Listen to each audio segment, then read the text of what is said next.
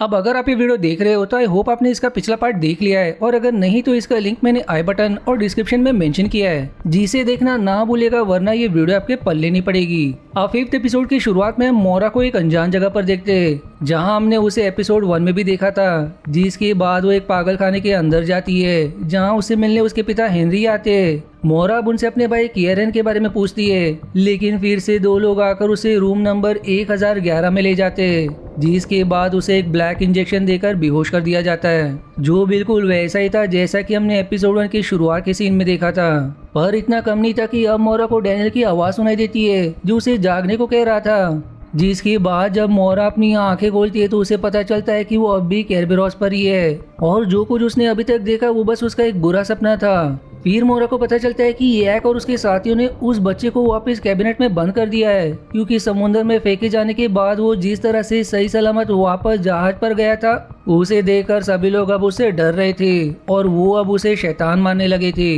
वहीं फ्रांस ने अब भी जहाज के इंजन रूम पर कब्जा कर रखा था। दूसरी तरफ अब टॉर इया का साथ देने का फैसला करती है, लेकिन तभी इया के मना करने के बाद भी मोरा उस बच्चे को कैबिनेट से बाहर निकालने की कोशिश करती है, और ये देखकर इया के लोग उसे रोकने के लिए उस पर गोली चला देते हैं। लेकिन तभी वो बच्चा ब्लैक पिरामिड की मदद से टाइम को फ्रीज कर देता है, जिसके बाद वो मोरा को कुछ दिखाने के लिए डाइनिंग हॉल से बाहर चला जाता है। अब उनके जाते ही वहाँ पर फिर से सब कुछ नॉर्मल हो जाता है, और फिर थोड़ी देर बाद ही जहाज पर सभी को घड़ी की टिक टिक जैसी आवाज सुनाई देने लगती है, जिसे सुनकर अब लोग हिप्नोटाइज हो जाते हैं और जहाज से बाहर समुद्र में कूदकर आत्महत्या करने लगते हैं। वहीं दूसरी तरफ वो बच्चा मोरा को एक रूम में लेकर जाता है, और अब यहाँ पर मोरा उससे सवाल करती है कि तुमने टाइम को फ्रीज कैसे किया,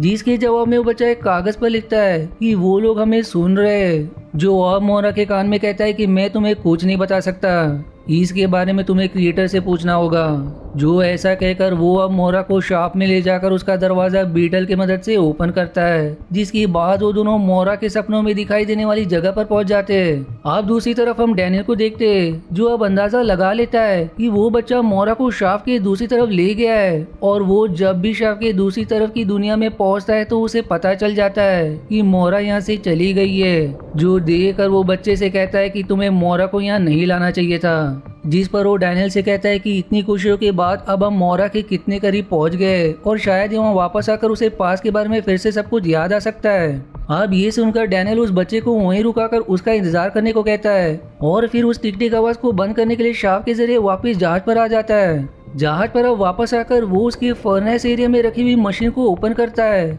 जिससे हमें समझ आता है कि ये आवाज उसी मशीन से आ रही थी। जहां अब डैनियल अपने डिवाइस की मदद से मशीन को कंट्रोल करके इस आवाज को बंद कर देता है, जिससे फिर जहाज पर सभी लोग होश में आ जाते। लेकिन तब तक कुछ लोग समुद्र में कूदकर आत्महत्या कर चुके थे, जिनमें क्रिस्टोफर और युगजी भी थे। फिर सीन शिफ्ट होता है और अब हम मोरा को देखते हैं, जो अब पागल खाने के अंदर पहुंच जाती है, जिसके बाद उसे धीरे धीरे अपने पास के बारे में याद आने लगता है। लेकिन तभी वहाँ पर फिर से हेनरी आ जाता है, जिससे मोरा फिर से अपने भाई कियरन के बारे में पूछती है, लेकिन वो उसे फिर से ब्लैक इंजेक्शन लगाकर बेहोश कर देता है। और फिर इसके बाद मोरा को जहाज में होश आता है। वो अब तुरंत यैक से जाकर मिलती है, और अब उसे कहती है कि मुझे अपने पास के बारे में सब याद आ गया है। दरअसल मैं इस जहाज की ओनर कंपनी के मालिक हेनरी की बेटी हूँ, और हेनरी ने ये जहाज लोगों पर एक्सपेरिमेंट करने के लिए खरीदी है, क्योंकि उन पर शुरू से इंसानी दिमाग पर रिसर्च करने का जुनून सवार था। और जब मेरे भाई कियरन को पता चला कि हेनरी लोगों के साथ क्या एक्सपेरिमेंट कर रहा है, तो उसने इस बारे में मुझे बताने की कोशिश की,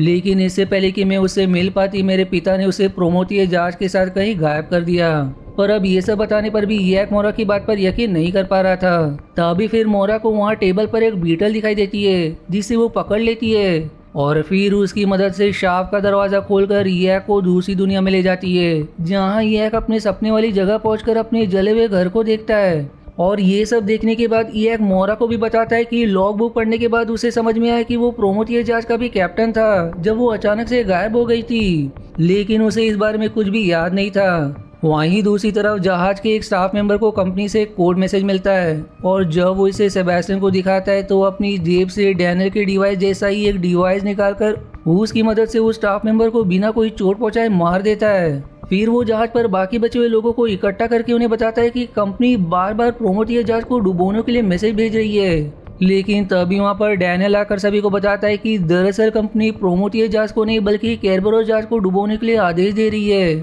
और जल्दी सभी जहाज पर मरने वाले।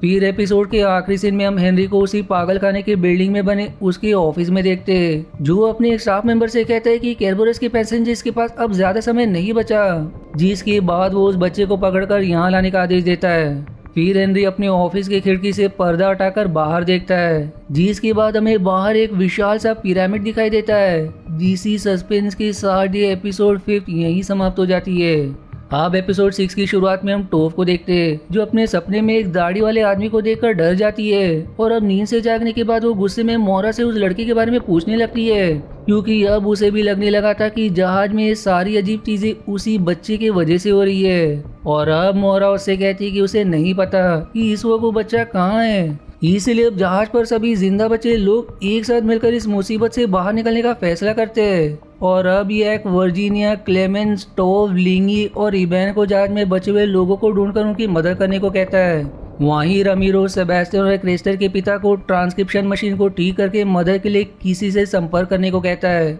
और आखिर में ओलेग, फ्रांस, डैनियल, लूशियन, जेरोमी और बाकी बचे लोगों को फॉर्नेंस एरिया में जाकर जहाज का इंजन फिर से स्टार्ट करने को कहता है। इसलिए सभी तुरंत अपने काम पर लग जाते हैं और यैक मोरा के साथ जहाज पर उस बच्चे को ढूंढने लगता है। पर अब हम देखते हैं कि जहाज में मौजूद उस रहस्यमय मशीन में से ब्लैक कलर की कोई चीज बाहर निकलकर धीरे धीरे पूरे जहाज में फैल रही है। वहीं अगले सीन में हम ओलेग और उसकी टीम को देखते हैं, जो फर्नेस एरिया में जा रहे होते हैं, लेकिन तभी उन्हें दीवार पर वो ब्लैक चीज दिखाई देने लगती है, जिसे देखकर डैनियल सभी को उससे दूर रहने को कहता है और फिर अकेले वहां से कहीं चला जाता है। वहीं दूसरी तरफ मोरा यैक को शाफ के रास्ते से अपने सपनों की दुनिया में ले जाती है और यहाँ आकर वो उसे बताती है कि मैंने अपना बचपन इसी जगह पर बिताया था, जिसके बाद उसे वहां बने पागल खाने में ले जाती है और उसे बताती है कि ये बिल्डिंग मेरे पिता हेनरी की है। वो अभी इस बिल्डिंग में उस बच्चे को ढूंढने लगते हैं। जीसी दौरान फिर मोरा यैक से शेयर करती है कि मेरे पिता मेरी माँ से बहुत प्यार करते थे, लेकिन वो मुझे और मेरे भाई को जन्म देने के बाद उन्हें एक दिमागी बीमारी हो गई, जिसकी वजह से उनकी धीरे धीरे याददाश्त चली गई और उनकी बीमारी का इलाज ढूंढने के लिए उन्होंने ये पागल खाना बनाया था, जहाँ इंसानी दिमाग को समझने के लिए वो एक्सपेरिमेंट किया करते थे। वहीं दूसरी तरफ हम ओलेग को देखते हैं, जो फॉर्नेंस एरिया में लीवर की मदद से इंजन स्टार्ट करने की कोशिश कर रहा था। पर तभी वहां पर उसे मिलने लिंगी आती है और जब वो ओलेग के हाथ में अमेरिका की एक पिक्चर देखती है तो वो उसे इस बारे में पूछती है, जिसकी जवाब में उसे बताता है कि उसका भाई अमेरिका में रहता है और वो उसे मिलने के लिए जहाज पर काम कर रहा था। जो सब जानने के बाद लिंगी एक्सप्रेस करती कि वो उसे बहुत पसंद करती है, इसलिए अब दोनों आपस में किस करने लगते। आप सीन फिर से पागल खाने में शिफ्ट होती है, जहां मोरा रूम नंबर 1011 में पहुंचती है, जिसके बाद वो ओवन एक सीक्रेट दरवाजे को ढूंढ लेती है, लेकिन लॉक होने की वजह से वो उसे ओपन नहीं कर पाती। वहीं दूसरी तरफ जहाज में ट्रांसक्रिप्शन मशीन काम नहीं कर रही थी, जिस बात से परेशान होकर सेबेस्टियन वहां से चला जाता है। फिर हम वर्जीनिया को देखते हैं, जो उस ब्लैक चीज को छू लेती है,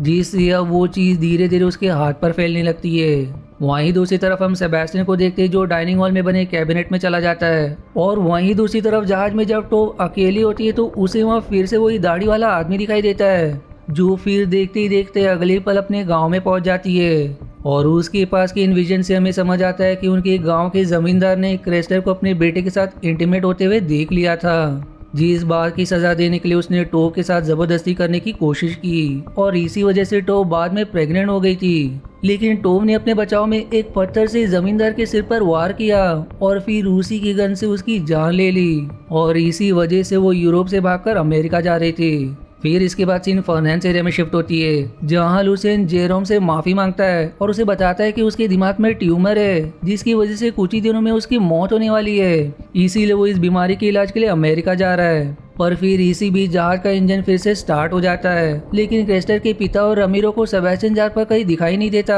इसलिए वो दोनों जहाज को कंट्रोल करने के लिए कंट्रोल रूम में रखी किताबों को पढ़ने लगते हैं। लेकिन वहाँ सभी किताबों में सिर्फ एक ही लाइन लिखी हुई थी कि सच्चाई सामने आने से पहले तुम पर काफी असर कर जाएगी। और इसी के साथ फिर ये सीन यही कट हो जाती है। अब अगले सीन में हम हेनरी को देखते हैं, जो उसी विशाल का पिरामिड के सामने खड़ा होता है। तभी वहाँ फिर कैबिनेट से टेलीपोर्ट होकर सेबेस्टियन आता है, जिसे यहाँ देखकर हेनरी अब उसे उस बच्चे को ढूंढने का आदेश देता है, क्योंकि उसके पास जो ब्लैक पिरामिड था उसके बिना उनके प्रोजेक्ट को पूरा नहीं किया जा सकता।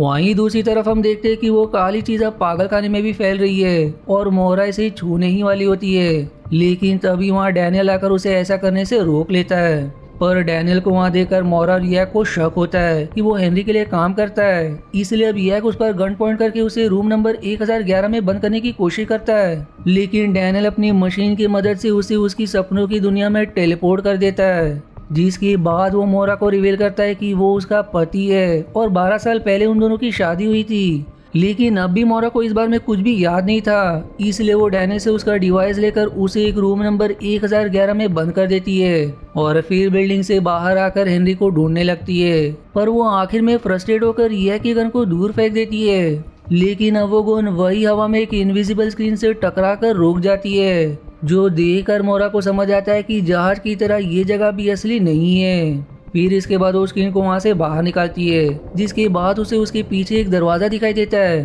पर अब सीन फिर से जहाज पर शिफ्ट हो जाती है, जहां शाफ्ट के रास्ते यैक वापस जहाज पर आ जाता है। लेकिन यहाँ पर वो और बाकी पैसेंजर्स देखते हैं कि अब उनकी जहाज टेलीपोर्ट होकर एक जगह पर आ गई है, जहाँ प्रोमोथियस जहाज और बाकी गायब हो चुकी जहाज भी मौजूद थी। जिसी सस्पेंस के साथ ये एपिसोड 6 यहीं समाप्त हो जाती है। अब अगर आपको इसका अगला पार्ट देखना है तो इसका लिंक आई बटन या डिस्क्रिप्शन में मिल जाएगा, और अगर नहीं तो मैं इसे जल्दी पोस्ट करूंगा। मिलते हैं इसके अगले पार्ट के एक्सप्लेनेशन में, तब तक के लिए धन्यवाद दोस्तों। आशा है आपको मेरी एक्सप्लेनेशन पसंद आई। यदि हाँ तो प्लीज वीडियो को लाइक करना और चैनल को सब्सक्राइब करके सपोर्ट करना ना भूलें। मिलते हैं अगले एक्सप्लेनेशन वीडियो में, तब तक के लिए धन्यवाद दोस्तों।